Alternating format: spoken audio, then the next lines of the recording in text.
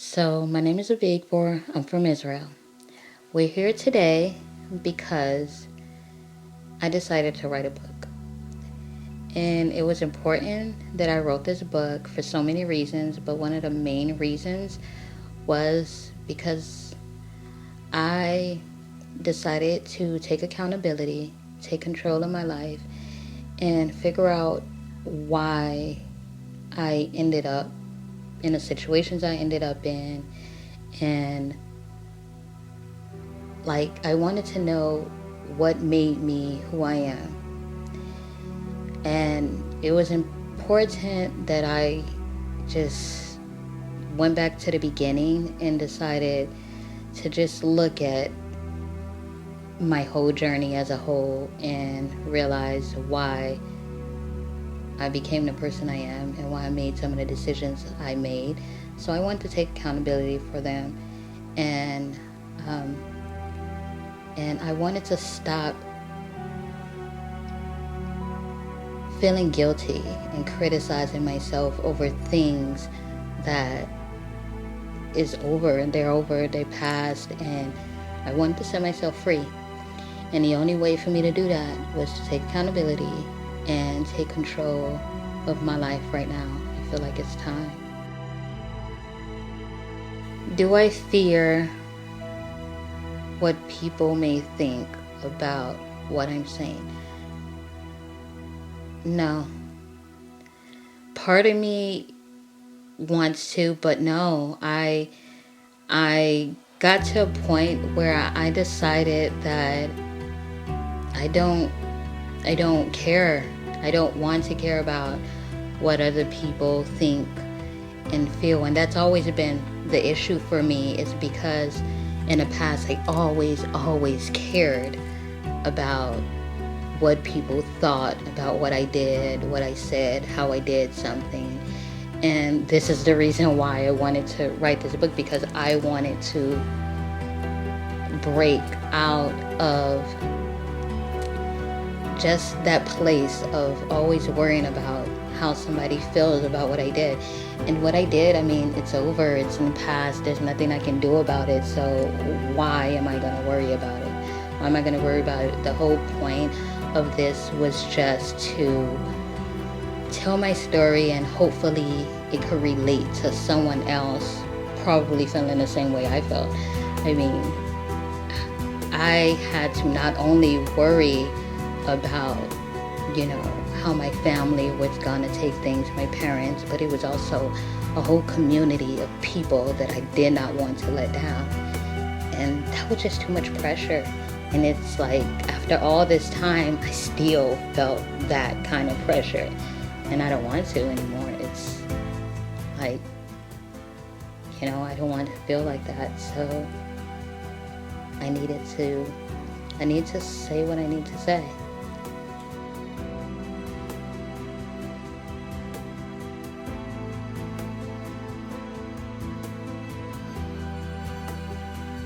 What I need to say is, it's mainly just to myself. I don't need to say anything to anybody else in particular, but the things that I need to say, I needed to say to me. So that's why I wrote it down in a book, because this was about my journey and how I've always seen myself and where I want to go next, like what I want to do. And I couldn't get there being who I always been. So I needed to go through this and look back and realize that I have been holding myself back because I've been holding on to a whole bunch of guilt that I don't want to hold on to anymore.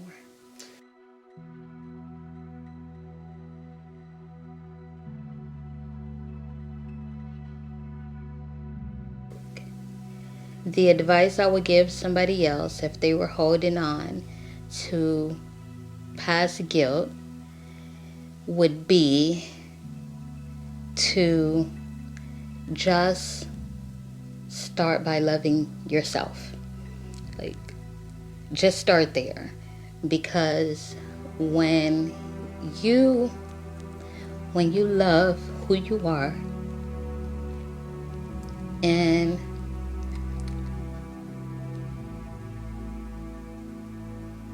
when you love who you are, then you stop criticizing yourself, and you stop feeling guilty over things that you can't change. So the only way to get over something like that is to just start by loving yourself. Because when you love yourself, then you're good to yourself. You're good to yourself. You don't criticize yourself, and you don't beat yourself up over things. You have patience and grace and forgiveness for yourself. So that would be the advice.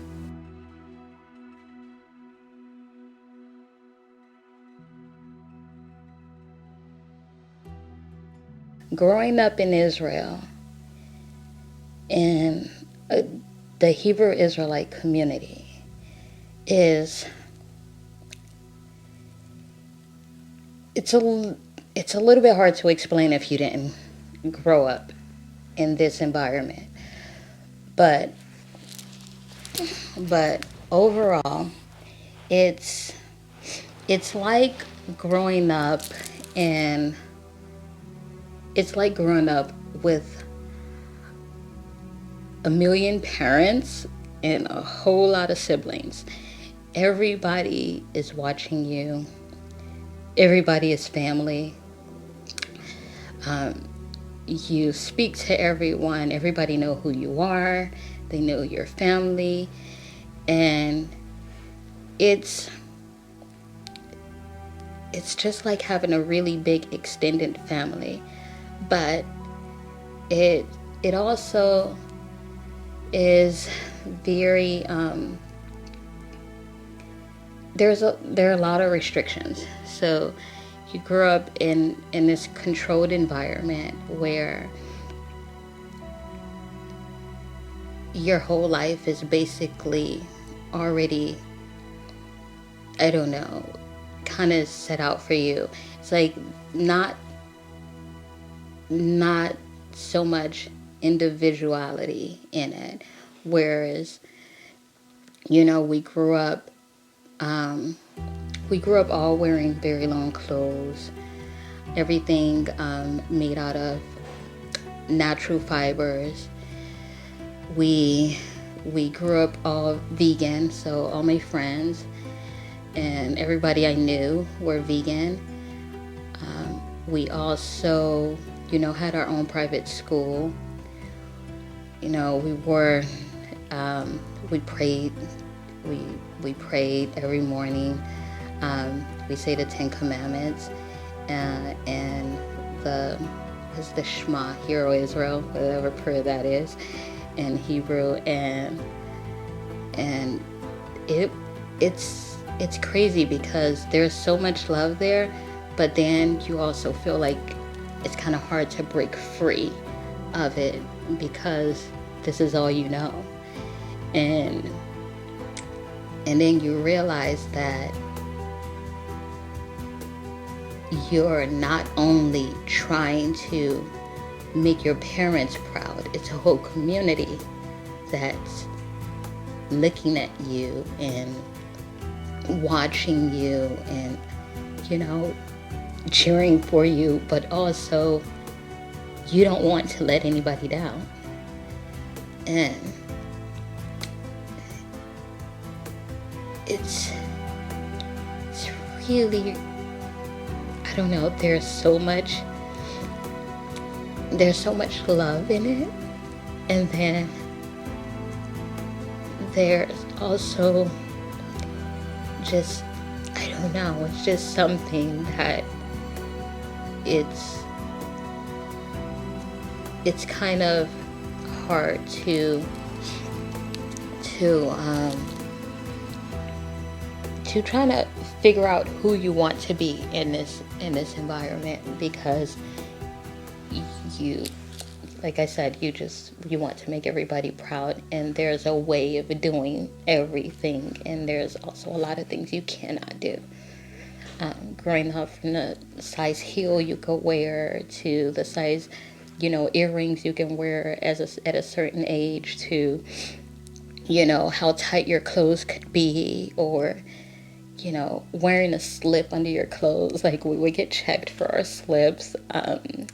When we went to school, they would walk around, check and see if you had your slip under your clothes. And it's funny now, but just to think about it, it's just, it's a little bit different.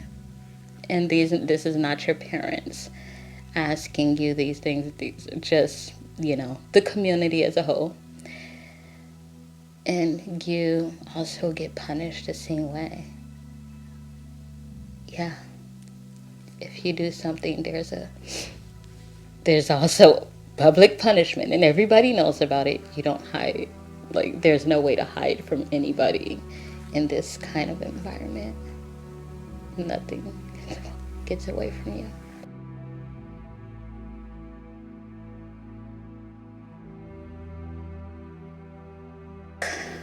What was my perception before I came to America? I grew up always. First of all, I never, ever, ever thought that I would be living here, ever, or even get on a plane to come here. I remember the first time my grandfather, I talked to him, and we never got a chance to meet him in person, but he said, well, are you going to come? And I said, no, I'm afraid of airplanes. I'm afraid of flying. It's like, maybe you can come on a boat. No, I'm scared of water. Like, I'm not coming over there. Because my parents always told us that America's hell. That's not a place you want to be. And they left when they were younger because that's not the world they wanted to have for their children. They didn't want to raise children in that world. So my perception was just based, all I had to go off of was movies. And I, just was movies. And I was always afraid, because I always just thought that, I don't know, there was so much violence here, and I just was always afraid. Like, I did not think this would ever be a place that I would come to on my own. Because one thing about Israel is we were free. We had a lot of restrictions, but we were free. We can hang out outside all night, and we can sleep in a park, and we can walk around at 1, 2 o'clock in the morning, and there's no fear. But when I came here, I felt like a grown person on punishment. I was afraid to leave my house after sunset. Like, I was afraid to go anywhere by myself. And if I seen some people on the side of, I don't know, the street, and I would immediately think that they were some kind of, I don't know, gangbangers, they was going to come and rob me. Like, I would just very, very afraid. They could have been just regular people, but I had such a fear of, it's kind of weird, but other black people that look just like me, but I didn't know their world. To be honest, I don't know if, as long as I've been out here, I don't know if I would ever understand it, because that just was not my life.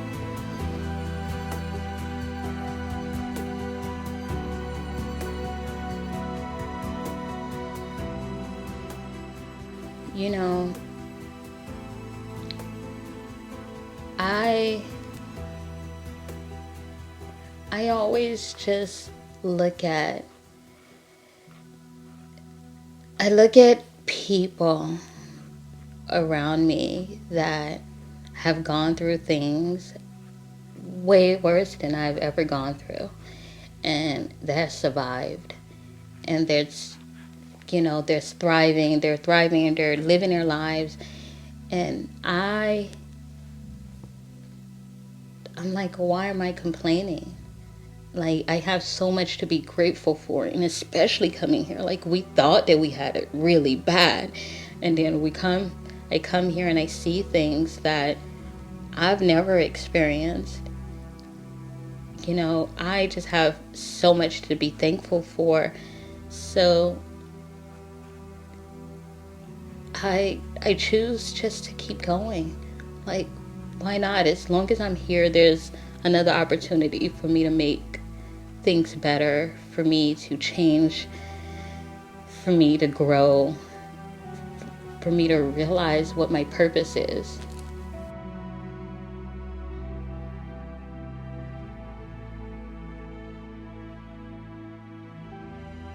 So, my name is Avigbor. That means my God is mighty. And I think I'm the only person in the world that has that name. It's a Hebrew name, and I've come to love it. I didn't always love it because it was so hard for people to pronounce, but it's a part of me. It's who I am. Also, A Journey to Self-Love. I decided to name my book A Journey to Self-Love because I have always struggled with loving myself. I just never felt like I was good enough. I never felt like I was good enough. And when I discovered that I had scoliosis, even more so, I felt like I wasn't good enough. I felt like something was always wrong with me, and I did not love the person.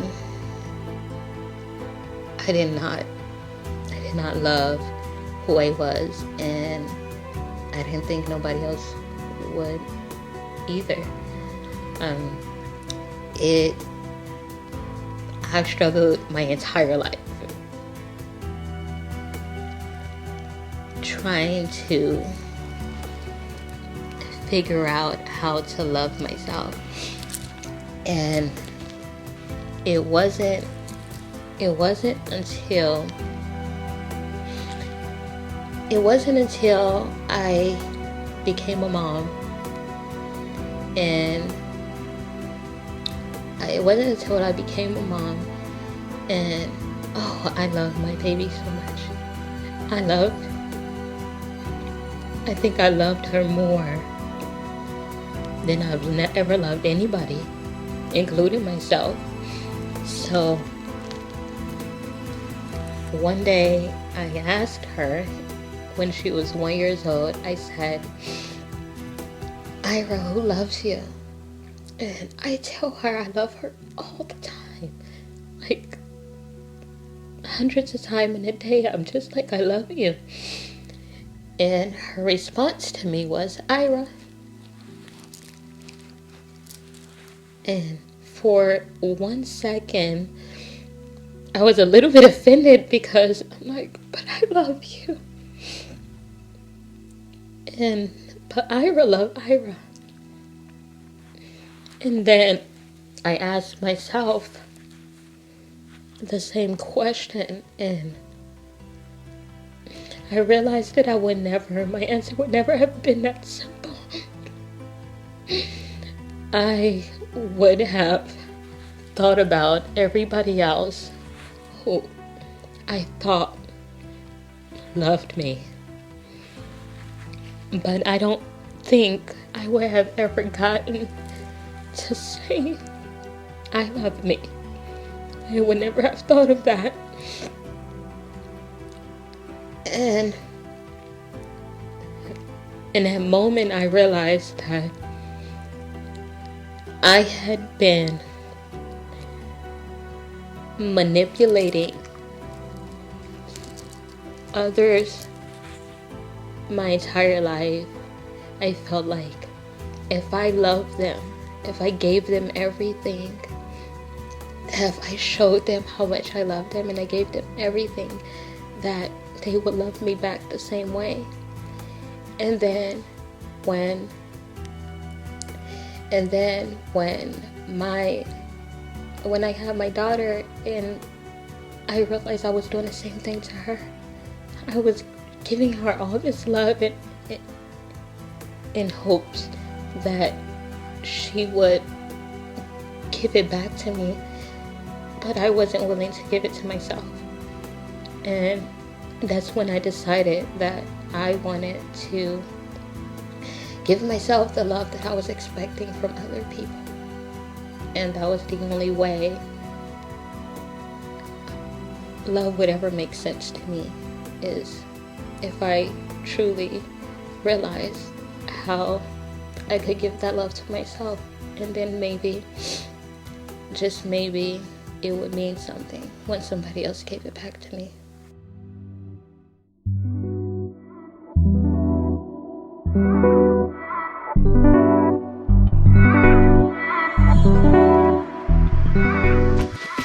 What makes me smile about my book is, first of all, the fact that I wrote it. I never, ever imagined that I could write, that I can even have the discipline to write a whole book. And as hard as it was for me to get through it, I did it. It was something on my bucket list that I thought that I would never, accomplish. And I did it. So I'm proud of myself for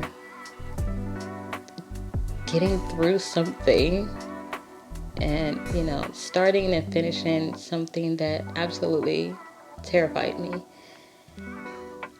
Happy things about the book. There are a lot of things I'm happy about. Like, I became a mom. That was the best thing in my entire life. Like, it was life-changing. I don't think I've ever been more happy than when I saw my baby for the first time, which is also something that I didn't know if I would ever be a mom. I didn't know if that was possible. That makes me happy.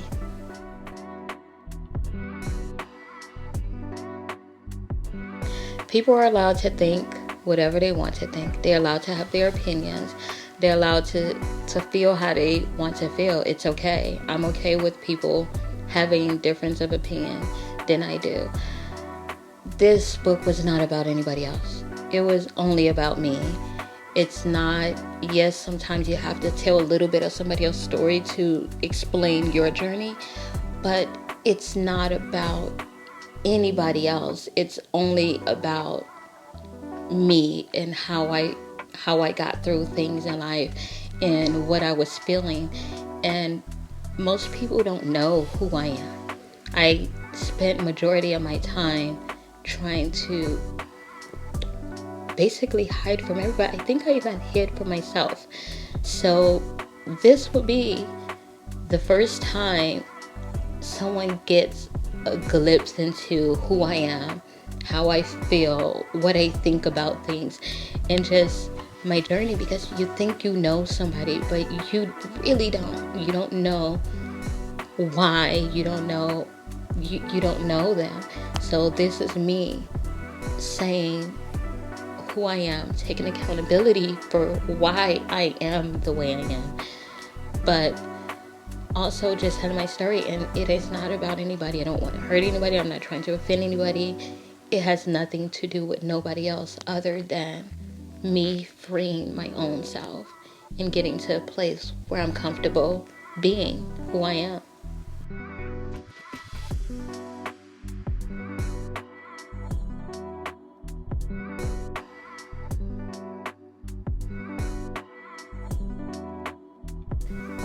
Most people don't know that I'm funny.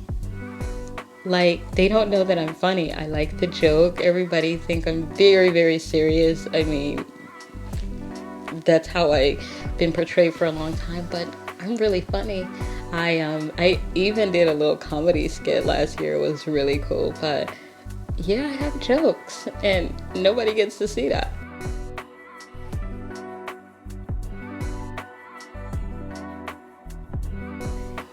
There are so many reasons and so many experiences that I've gone through that I feel like could really relate to so many people. There's such an emotional roller coaster in this book. It's, it'll make you cry, it'll make you laugh. It makes me cry when I read it, and it's my story. But there's something that you could get from it, and and it's a journey. It's a journey that I would like you guys to take with me. I want you to be on this road with me. I want you to know who I am. I want you to come and, you can talk to me about it, and now you actually know me and not just think you know me. You have a better sense of who I am. Bye.